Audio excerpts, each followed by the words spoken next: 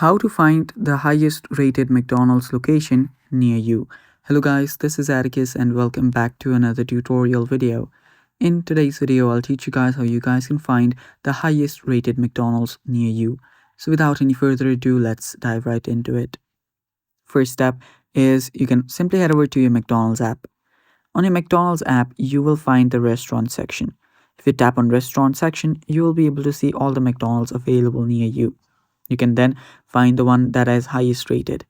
Then simply, you can go there and order and eat from that McDonald's. Other than that, what you can also do is you can head over to your Google Map or your map, any map that you use, and simply search for McDonald's and start searching for it.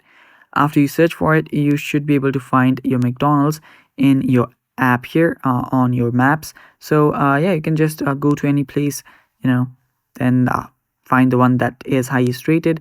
So let's just head over here, search for McDonald's, tap on show list, and from here find the one that's the highest rated.